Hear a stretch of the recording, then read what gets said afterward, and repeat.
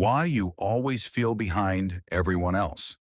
Have you ever looked at someone else's life and quietly felt like you're falling behind? Not because they said anything, not because they were competing with you, but somehow you still felt like you were losing a race.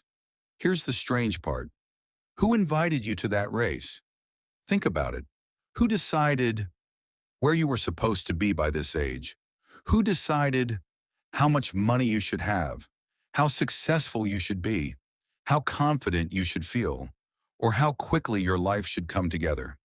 Because if no one actually decided those things, then why do so many of us feel late? Something doesn't add up. Millions of people wake up every morning feeling behind, but that can't possibly be true.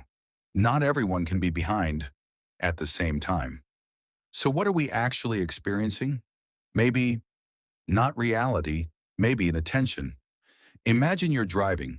Where do your eyes naturally go? The cars behind you or the cars ahead? Of course, you look ahead. Not because the cars behind disappeared. Your attention simply searches forward. Maybe your mind does exactly the same thing. It keeps searching for people who seem ahead. The friend who earns more. The classmate who built a business. The stranger traveling the world. The person who seems happier, more successful, more confident. Then something dangerous happens. Your mind quietly mistakes what it notices for reality. It doesn't think, I've been looking at successful people all day. It thinks, everyone is ahead of me. Those are completely different things. Here's another question.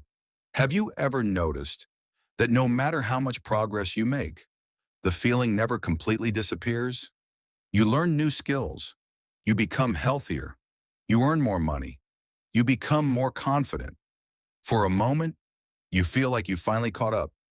Then, someone else gets promoted, starts a company, buys a house, achieves something bigger, and suddenly, you're behind again. What changed? Not your life, not your progress. Only worry your comparison. The finish line moved. Or maybe the finish line never existed. Maybe your mind simply keeps choosing a different runner. Here's another blind spot.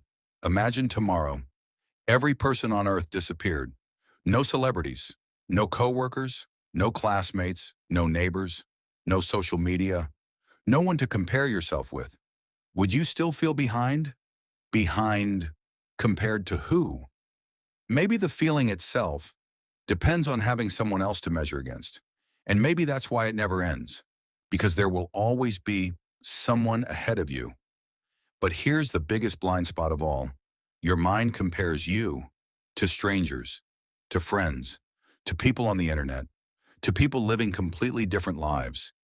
Yet it almost never compares you to the one person who has lived every mistake, every fear, every failure, and every small victory exactly the way you have.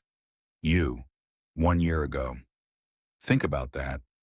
Maybe 1 year ago, you knew less, earned less, had fewer skills, less confidence.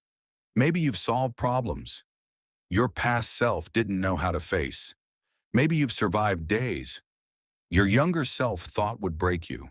Maybe you've already become the person your past self hoped you would become, but your mind rarely shows you that comparison because it's too busy looking somewhere else. Maybe that's why you always feel behind. Not because you've stopped growing, but because your attention keeps measuring your life against people who were never walking your path.